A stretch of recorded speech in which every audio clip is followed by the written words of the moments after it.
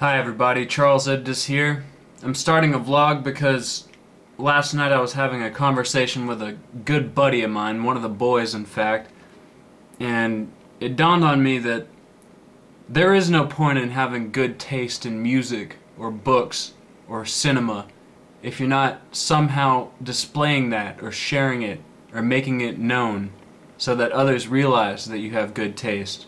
Because good taste does not exist unless it is subjectively observed by others.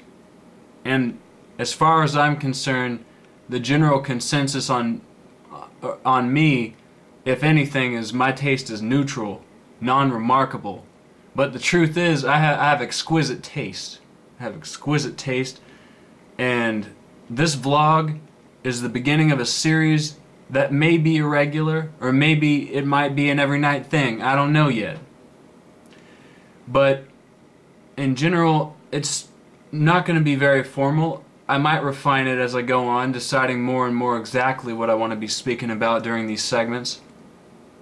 But I think I'll begin tonight by speaking about my general yearning, my general aesthetic yearning, what I want to be happening this autumn, what I want to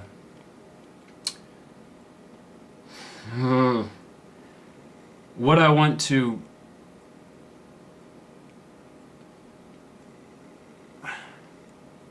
implant the rest of, inoculate the surrounding human minds with, in terms of what this Halloween season's going to be, what this fall's going to be, when the chill, when that pure distilled chill that comes into the air during the fall season begins to clarify things, and I'm able to think more clearly and sharply and experience the more exquisite strains of agony that come from fall-time melancholia. I haven't had a good Halloween in a long time, folks, and this is one of the measures I'm taking to make sure that from now on that doesn't happen. And one of the keys to that is a society. It's a community of like-minded individuals.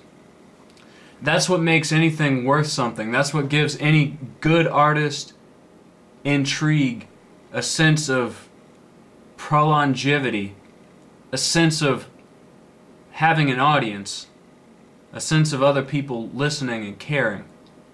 And I just don't accept that me deciding to make this video and posting it on my YouTube isn't going to count. It isn't going to be something people are going to care about and not want to listen to. So I'm going to go on ahead with it. So first of all, right now I'm reading a book by one of my recently beloved authors, J.G. Ballard. The book's called what is it called? See, because I get lost in titles and names. I don't really go in much for that sort of thing. But I believe it's called A User's Guide to the Millennium. I'm almost positive that's what it's called. It's a collection of reviews and essays by J.G. Ballard, or Ballard, depending on how you prefer to, how you personally prefer to pronounce his last name. J.G. Ballard is an extremely important personage with regard to modern aesthetics, especially mine. He comes from a tradition of invisible literatures and invisible realities of normal everyday life. He's not like the Bruce Springsteen of modern literature. I'm really starting to get stuck up my own ass about this. He's like the person who will talk about normal things in the least Springsteenian way possible. and that was an outrageous and borderline unforgivable tangent. And I just wanted to tell you what I'm reading right now. That's the only reason I said all of those words in that sequence. And now I'm going to tell you about the book that I'm sitting here with at my desk and planning to read next, in between the required text that I'm reading during my final semester of my undergrad studies at the Pennsylvania State University. The book I'm sitting with now is a compendium of short horror tales by a class of writers from the early 1980s. I guess I can't rightfully say they're from the early 1980s, just like I can't rightfully say that I'm from the year 2015. But they wrote these stories shortly before and up to the very day of the rough draft that eventually became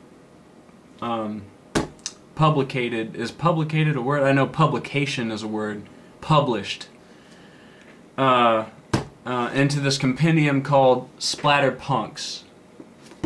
Among them, and I'm not familiar with all of these authors, I have to admit, I'm certainly, I'm not the most putative when it comes to, subgenres, extreme subgenres like the splatterpunk subgenre, which essentially isn't actually a subgenre because it never really took off.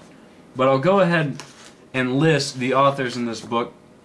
Among them, someone, if you're at all a close relation of mine, you might have at least a skirting knowledge of Clive Barker, the famed author behind the text The Hellbound Heart, which was later adapted and directed by Clive Barker himself into the first movie in the Hellraiser series. So, essentially he's the author of Hellraiser, and also he's the author of the short story Midnight Meat Train, which originally was included in the first published text by Clive Barker that got him fame as a literary artist, Books of Blood. That was also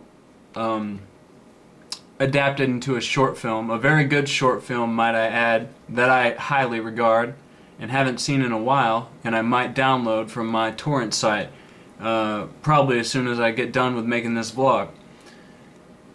But Clive Barker's in here, and as it happens, I think he only has one story. It is the Midnight Meat Train, by the way, that's going into this, and it looks like I'm running out of memory, so I'll just list the other authors. And by the way, in case I don't have the chance to say it, I'm going to be reviewing these stories individually as I read them, and I'm going to come back, and this is just going to be a working manifesto, a working aesthetic manifesto that's supposed to create an atmosphere that I would prefer to have for the autumn season. So the authors that we have here for our collective reading pleasure, I hope this, I'll quit rambling. Joe R. Lansdale, Clive Barker, John Skipp, Richard Christian Matheson. I read one book by his called Hell House. He unfortunately died a couple of years ago. He was a famous writer. He wrote a lot for the Twilight Zone, the original Twilight Zone series. I have to include that, I guess.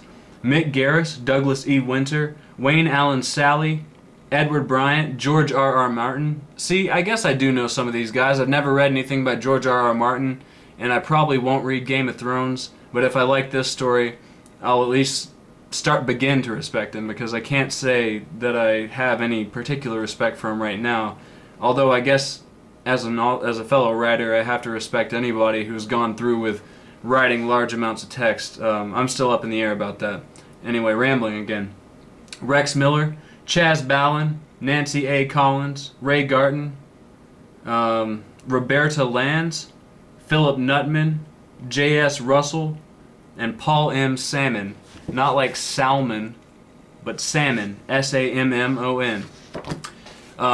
This is a very good, it's an exquisite idea what these guys are going for. I've already read the introduction. This is really bothering me. Alright, this might end abruptly, but this is vlog 1, just so you know.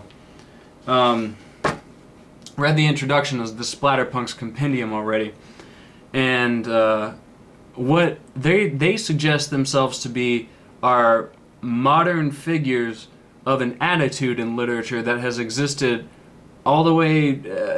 I would say it's traceable to the origins of at least the Middle Ages. I'm thinking of Chaucer's Canterbury Tales, which I would say fall under the splatterpunk ethos, as I will be explaining it in later installments of this series. But they mention Baudelaire, they mention William S. Burroughs, who is of course another one of my literary idols, as I'm sure he is to a lot of people who have a similar set of aesthetics. He mentions the Marquis de Sade. I still have yet to read the entire bibliography of Marquis de Sade, but I've read Incest, and I plan on reading Justine and 120 Days of Sodom soon. So that's on my to-do list of books, and I'll also be speaking about those. By the way, it seems like I'm not running out of time immediately here. Again, this might cut off, but just to further expound on what you might expect from this vlog series, I plan on speaking about television I'm watching. I plan on speaking about films. I plan on speaking about video games. For example, of course, if you know me at all, you can expect that I'm playing Metal Gear Solid 5 The Phantom Pain right now. I'm enjoying it, but I'm feeling a little bit of phantom pain myself, because this is one of those games that really gets inside of your head, and it becomes less of a game and more of a another facet of everyday life, the way it's structured. I'll get into that later, I'm sure. That the details of that will inevitably worm their way in to the primary narrative and the primary plot of these things. Lost my train of thought. Well, I think I accomplished what I wanted to accomplish with this one. So you generally know what this is about and why I'm doing it. And I think you might even begin to understand what I mean by my aesthetic prerogative and the working manifesto that is this vlog.